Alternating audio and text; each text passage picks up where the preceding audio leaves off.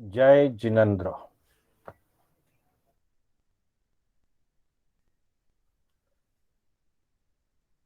मोक्ष मार्गस्य नेतारम् भेतारम् कर्म भूभृता ज्ञातारम् विश्वतत्त्वानां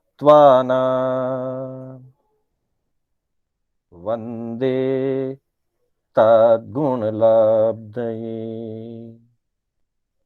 वन्दे तद्गुणलब्धये। अनंत उपकारी आस्था के आयाम चरम तीर्थंकर श्रमण भगवान महावीर को वंदन। प्रभु की परंपरा में विचरण करने वाले समस्त चारित्र आत्माओं को वंदन। धर्म प्रेमी बंधुओं, सुशील माताओं एवं बहनों, श्री कर्नाटक जैन स्वाध्याय संघ बेंगलोर के तत्वावधान में आयोजित आगम गाथा विवेचन की इस विशेष कक्षा में मैं शांतिलाल बोहरा आप सभी का हार्दिक स्वागत एवं अभिनंदन करता हूं। बंधुओं, हमारी कक्षा अलग अलग विषयों को लेकर के आगम गाथाओं की चर्चा के साथ गतिमान है। यह हमारा 5वां चरण चल रहा है। इसके पूर्व 4 चरणों में हमने धर्म स्वरूप, विनय स्वरूप, आत्म स्वरूप और कर्म स्वरूप की चर्चा की थी। और इस कड़ी में, अगली कड़ी में, 5वीं कड़ी में हम अप्रमत्त साधना के स्वरूप की चर्चा करने जा रहे हैं। हमने इस चरण में, अप्रमत्त साधना के चरण में अभी तक 3 गाथाओं की चर्चा की है, जिसमें पहली गाथा में श्रवण और श्रवण के बाद ज्ञान पूर्वक सम्यक आचरण की चर्चा की थी। सोचा जाने कल्याणम, सोचा जाने पावगम, उभयम पी जाने सोचा, जम सेयम तम समायरे। 10वें कालिक सूत्र की इस गाथा से अपनी पहली कक्षा इस चरण की हुई थी, जिसमें सुनना और जानना, उसके साथ सम्यक आचरण की अनिवार्यता पर हमने चर्चा की थी।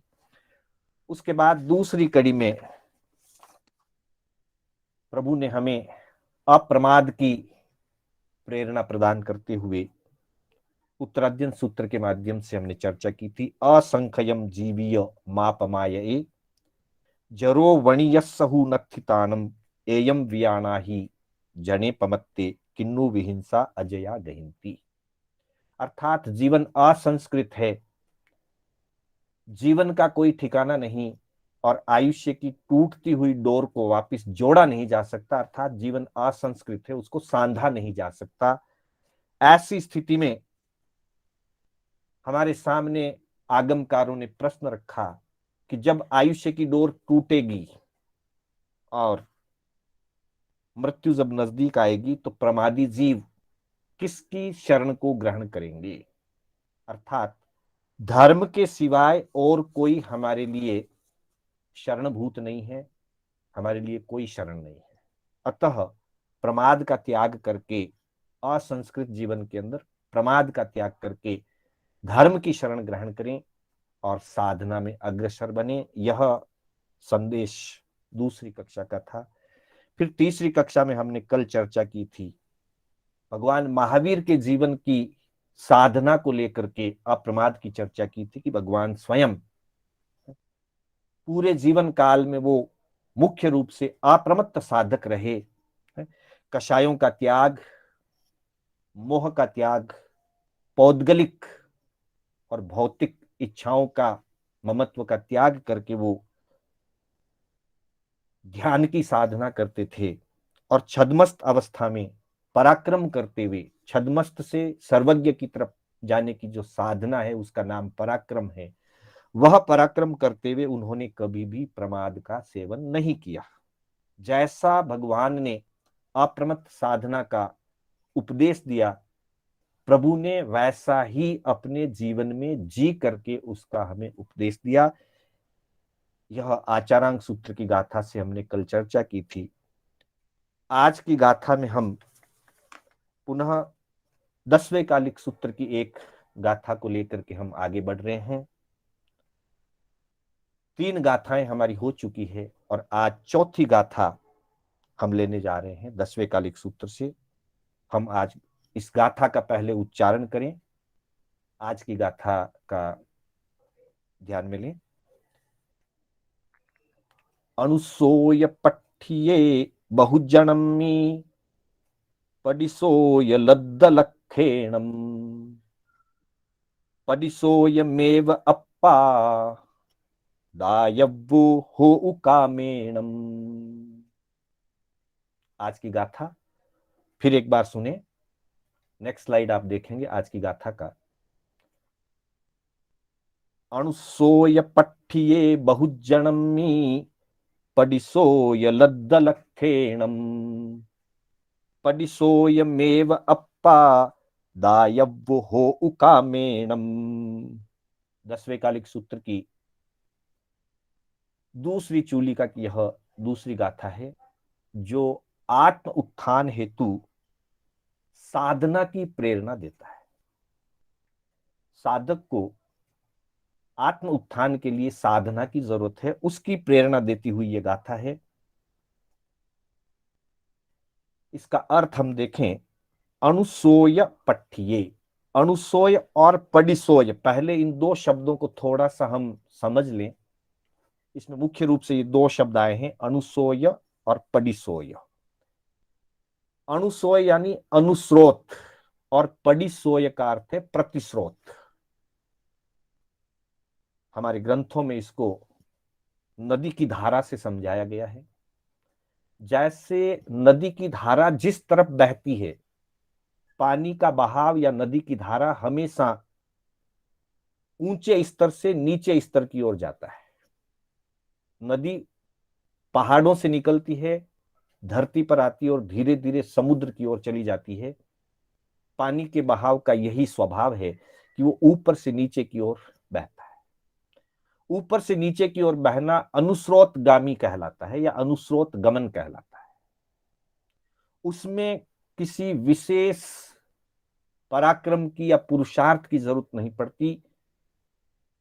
अपने आप को कोई उस नदी में छोड़ दे अथवा कोई लकड़ा काष्ठ कुछ भी उस नदी में आ जाए तो वो नदी के साथ सहज में बह सकता है। और प्रतिस्रोत का मतलब होता है नीचे से ऊपर की ओर बहना, विपरीत दिशा में तैरना, बहाव के विपरीत दिशा में तैरना, नीचे से ऊपर की ओर जाना, ये प्रतिस्रोत या पडिसोय कहा जाता है। संसार का प्रवाह, विषयों का प्रवाह, काम, इच्छाएं, राग द्वेष, ये सारे प्रवाह अनुस्रोत है। हमारे कर्मों का उदय हो और जैसा कर्मों का उदय होता है वैसे ही अशुभ प्रवृत्तियों में अगर हम बहते जाएं तो ये अनुस्रोत गमन होता है। लेकिन अपने कर्मों के उदय के विपरीत खड़ा होना, अपने कर्मों के उदय के विपरीत साधना करना, जैसे कोई उपवास करता है व्यक्ति, ऐसा नहीं है कि जिसको भूख नहीं लगती वो उपवास कर ले। भूख लगती है, हम खाना खाते हैं, ये अनुस्रोत गमन है। भूख आज भी लगेगी, भूख कल भी लगेगी। पर बहुत सारे लोग कल चातुर्मासिक पक्ष है, उपवास करेंगे, एकाशन करेंगे, आयम्बिल करेंगे। तो सुधा वेदनी का उदय होने पर उसके विपरीत आहार न करते हुए तप की आराधना करना, विषय विकार का उदय होने पर, चंचलता का उदय होने पर चंचल न होना, विकार भाव में नहीं जाना, दृढ़ और स्थिर बने रहना, ये प्रतिशोत गमन है। तो यहां इसी बात को कहा गया कि अणुसोय पठ्ये बहुजन्मी। इस संसार में बहुत सारे लोग, बहुजन्म यानी बहुत सारे मनुष्य, अनुसोय पठ्ये, अनुस्रोत में प्रस्थित होते हैं। अर्थात जैसा प्रवाह है कर्मों का उसी के साथ बहते हैं। ज्यादातर लोग या बहुत सारे लोग, हम भी उसमें से एक हो सकते हैं, हम अपने कर्मों के उदय के अनुरूप बहते रहते हैं, जबकि लक्ष्य क्या है? पडिसोय लद्द लक्षेणम, लक्ष्य यह है कि हम प्रतिस्रोत में, अर्थात विषय विकार के मार्ग से विपरीत उत्थान की तरफ बढ़े, यह हमारा लक्ष्य है।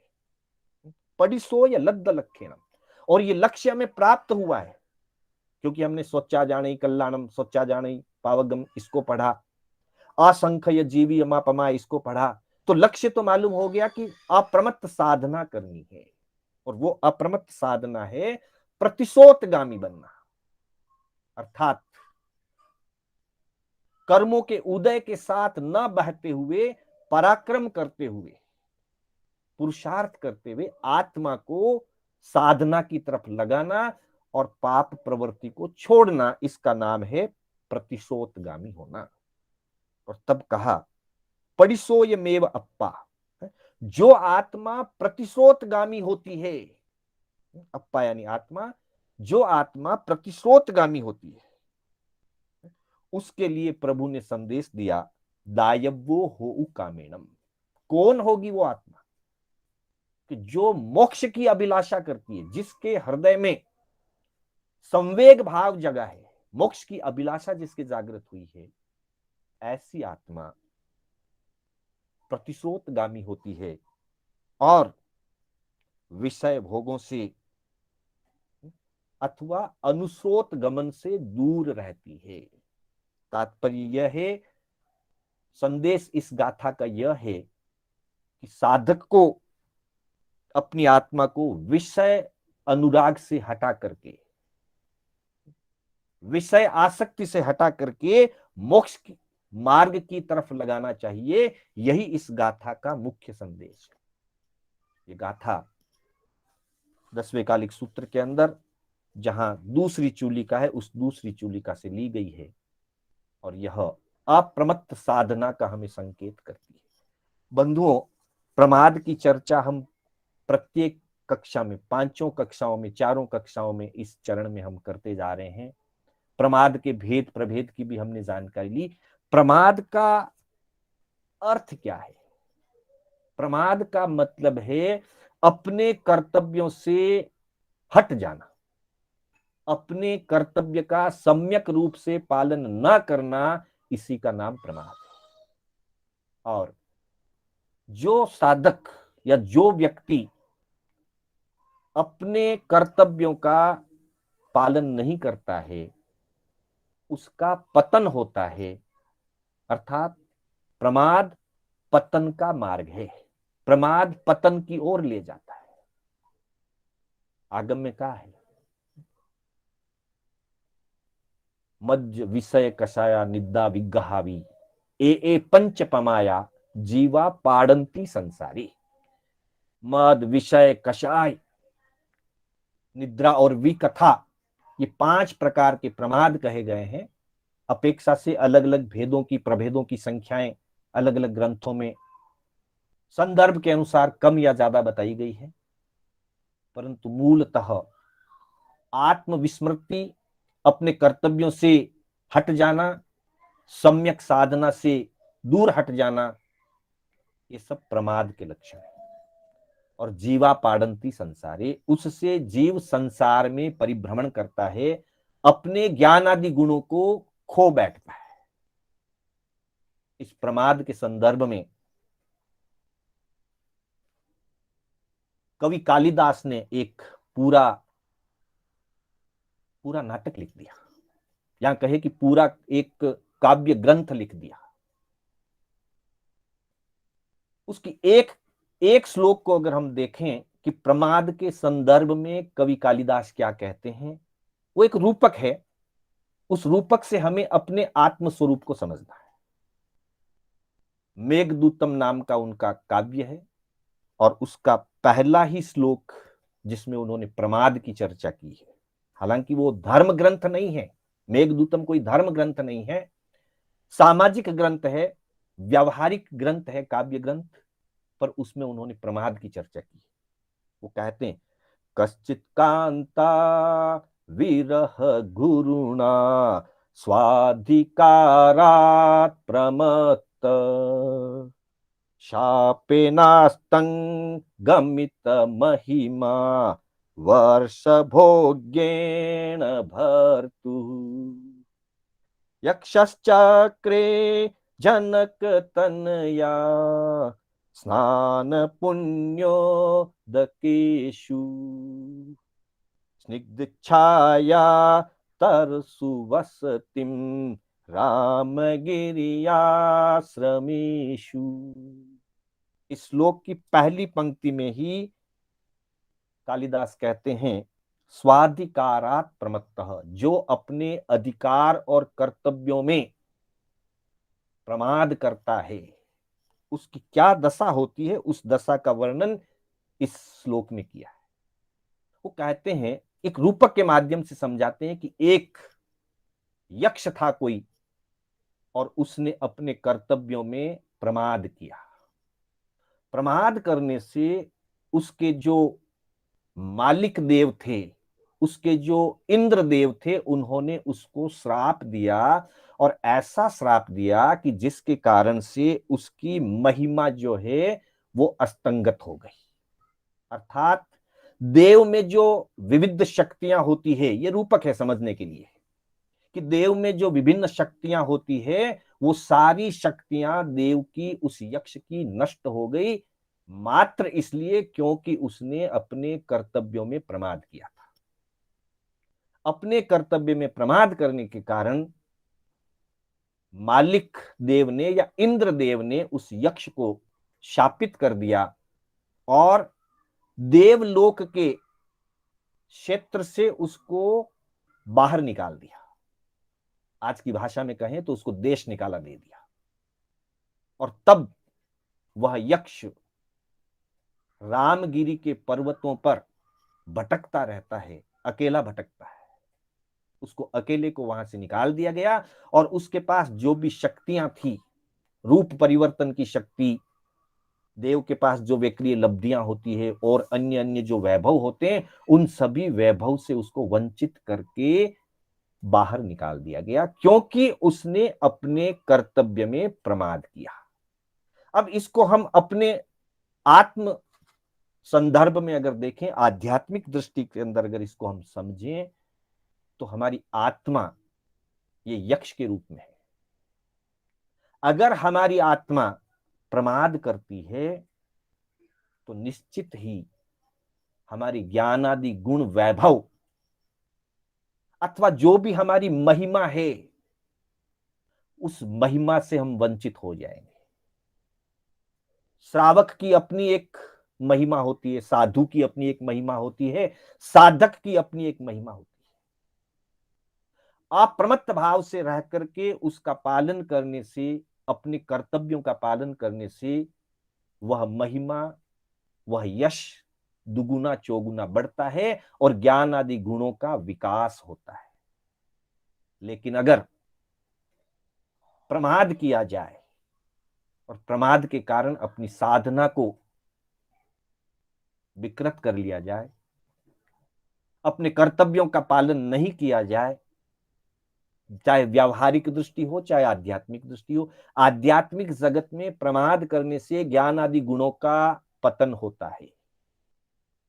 अर्थात महिमा अस्तंगत हो जाती है, महिमा अस्त हो जाती है, यश कीर्ति धूमिल हो जाती है, आत्मा का पतन होता है। और व्यवहार जगत में भी अगर हम किसी अधिकार क्षेत्र में हैं या जो हमारा अधिकार है उसके साथ जो हमारे कर्तव्य हैं, उन कर्तव्यों का अगर हम पालन ना करें तो व्यवहार जगत में भी हमारी यश कीर्ति, हमारी महिमा, हमारी पद की गरिमा खत्म हो जाती है। इसलिए ज्ञानी भगवंत हो चाहे सामाजिक दृष्टिकोण हो, दोनों अपेक्षाओं में बार बार इस बात की चर्चा जगह जगह पर हुई है कि व्यक्ति को प्रमाद नहीं करना है और विशेष रूप से साधना के क्षेत्र में तो बिल्कुल ही प्रमाद नहीं करना है। व्यवहार जगत में भी आलस्य नहीं करना है, प्रमाद नहीं करना है, अपने कर्तव्यों से विमुख नहीं होना है। जहां जो कर्तव्य हमारा है उस सभी कर्तव्यों को बिना आसक्ति के, कर्तव्यों का पालन करना है और साधना के क्षेत्र में अपनी साधना को यथावत आगे बढ़ाना है। अगर हम ऐसा करते हैं तो हमारी महिमा, हमारे गुण, हमारा वैभव अर्थात आत्मा का वैभव है ज्ञान दर्शन, उसका विकास होता है और आत्मा में आनंद की और सुखों की प्राप्ति होती है। तो इसी लक्ष्य से कहा गया है कि साधक को अनुस्रोतगामी नहीं होना चाहिए, क्योंकि जो प्रमादी होता है वो अनुस्रोतगामी होता है, वो कर्मों के प्रवाह के साथ चलता है, जो कर्म का उदय आया उसी के अनुसार शुभाशुभ क्रियाएं कर लेता है। और जो साधक होता है, अपनत्त साधक होता है, वो प्रतिशोतगामी होता है, वो अपने कर्मों से स्वयं लड़ता है, अपने कर्मों से लड़ करके मुकाबला करके कर्मों को हरा करके आगे बढ़ता है और विजय श्री को प्राप्त करता है। अर्थात प्रमादी अपने जीवन को हार जाता है और अप्रमत्त साधक अपने कर्मों पर विजय प्राप्त करके आत्म विजय को प्राप्त करता है। इन्हीं शब्दों के साथ समय होने आ रहा है, मैं अपने शब्दों को विराम देना चाहूंगा। मेरे बोलने में कोई स्खलना हुई हो अथवा जिनाज्ञा विपरीत कथन हुआ हो तो बारंबार मिच्छामि दुक्कडम। एक सूचना है, पहले